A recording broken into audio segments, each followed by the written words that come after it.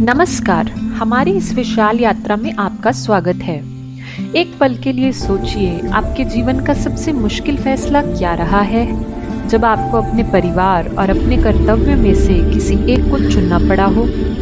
अगर आप ये फैसला करने में घबराते हैं तो आपके लिए महाभारत का ज्ञान बहुत ज़रूरी है, क्योंकि महाभारत सिर्फ दो चचेरे भाइयों के बीच का युद्ध नहीं है, यह मानव स्वभाव की कहानी है। ये धर्म और अधर्म के बीच की वो धुंधली रेखा है जिसे समझने में बड़े से बड़े महारथी भी फेल हो गए थे। जब हम महाभारत के विस्तार की बात करते हैं तो इसकी विशालता सिर्फ कहानी तक सीमित नहीं है। ये ग्रंथ 18 मुख्य पर्वों यानी कि बुक्स में विभाजित है। हर पर्व अपने आप में एक अद्भुत ज्ञान का भंडार है। इसमें 1 लाख से ज़्यादा श्लोक हैं। दुनिया का कोई भी अन्य काव्य ग्रंथ इसके सामने खड़ा नहीं हो सकता। इसी वजह से इसे पंचम वेद की उपाधि मिली है। महाभारत में क्या शामिल नहीं है? इसमें धर्मशास्त्र है, राजनीति है, प्रेम है, त्याग है, वैर है और सबसे ज़रूरी समय से पहले का ज्ञान है। और इसके केंद्र में भगवद गीता, जो श्री कृष्ण ने युद्ध से पहले अर्जुन को दिया था। ये गीता कोई धार्मिक पाठ नहीं है, ये जीवन जीने का विज्ञान है। इसीलिए वेद व्यास ने कहा था, जो यहाँ नहीं है वह कहीं नहीं है।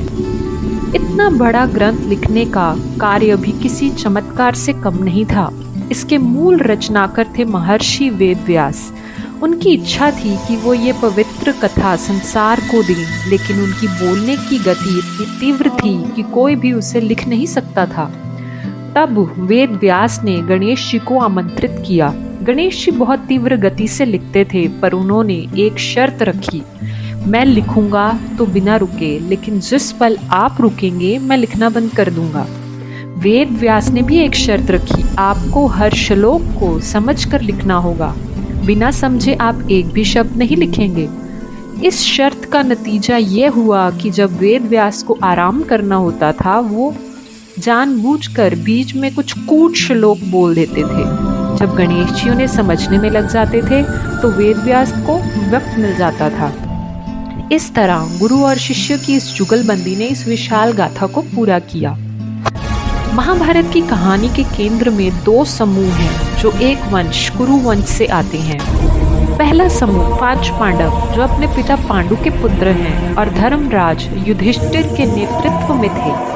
ये सच्चाई, न्याय और त्याग के प्रतीक थे। दूसरा समूह 100 कौरव, जो अंधे राजा धृतराष्ट्र के पुत्र थे और दुर्योधन के अहंकार और लोभ से चलते थे। दोनों ही रिश्ते में चचेरे भाई थे, पर फिर ऐसा क्या हुआ कि ये रिश्ता, इतना गहरा रिश्ता, युद्ध की आग में बदल गया? इस लड़ाई की बुनियाद राजगद्दी या धन नहीं था, बल्कि एक वचन था। वो वचन जो राजकुमार देवव्रत ने हस्तिनापुर को बचाने के लिए दिया था। पांडव और कौरव जिस राजवंश के वारिस थे, वो कोई आम वंश नहीं था।